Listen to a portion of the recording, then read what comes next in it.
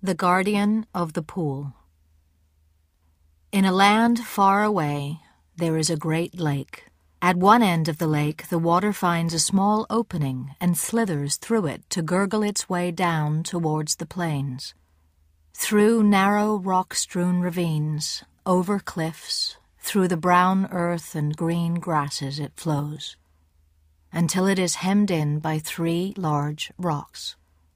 The river whirls round and round, trying to find a way out, round and round, faster and faster, until it makes a great whirlpool that sucks in the red and gold leaves that fall from the msasa trees, the gnats that dart across the water, and the butterflies that flutter over the sweet-scented white flowers of the pondweed growing at the water's edge.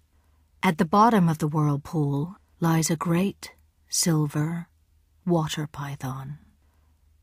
Coil upon glittering coil of him, his snake eyes blinking at the shafts of sunlight striking the water, his tongue flickering, a beautiful, terrible, silver water python who is the guardian of the pool.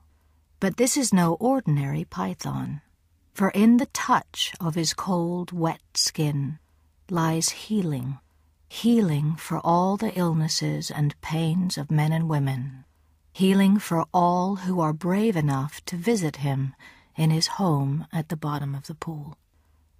Ngosa sat beside the pool and watched the angry water swirl about. The sun shone on her smooth brown skin and warmed her trembling body. Her mother was ill, very ill. Ngosa knew her mother would die unless she brought help, but to step down into those angry waters, to touch the silver python, to look into his black snake eyes, to draw near that flickering tongue. In spite of the heat, Ngosa shivered. She was afraid. From beneath the water, Python gazed up at Ngosa and saw that she was beautiful, knew that she feared him, and longed to comfort her. Ngosa heard a cry from behind her and turned to see her younger sister hurrying across the fields. "Ngosa, Ngosa," she called, "make haste, for our mother is surely dying." Then Ngosa remembered many things.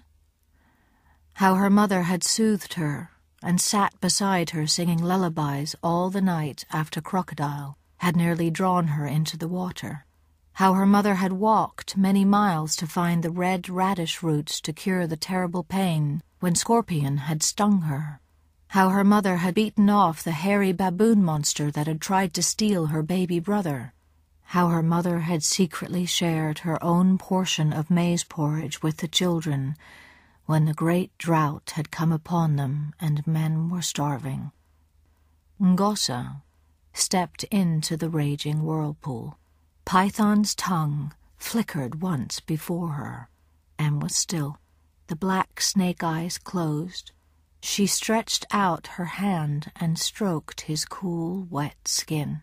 Then, flailing the water with her arms and legs, she rose to the surface of the pool and raced across the fields to touch her mother with a python's healing touch. That night, as a full moon rose blood-red above the mountains, Python uncoiled his silver body and slowly rose to the top of the pool. Out of the water stepped a young man. His handsome head held high was covered in tight black curls. His brown eyes were fearless. His arms and legs were strong.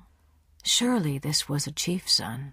As the first man had once done, he looked about him and saw that the earth was good. Striding across the fields, he came to the semicircle of huts. In the enclosure, the cattle quietly chewed the cud, their black and white skins soft and silky in the moonlight. A nanny goat nuzzled her kid. "Ngosa," he called softly. "Ngosa, your courage has saved me. When the water witch cast her snake spell upon me, I sank to the bottom of the pool. Forever by day I must continue to guard the whirlpool.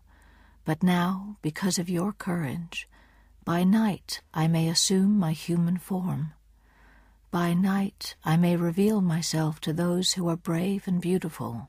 You are surely brave to have visited me in my python form, and I can see that you are beautiful. Come." As Ngosa stepped from her hut, the chief's son slipped round her neck a necklace of milky blue and green moonstones, strung on a thread of silver moonlight. Now Ngosa spends her days at the whirlpool's edge, playing sweet music on her ugbu, for pythons love to hear the music of human beings, and at night she slips her moonstone necklace around her neck and waits for the chief's son to rise from the water.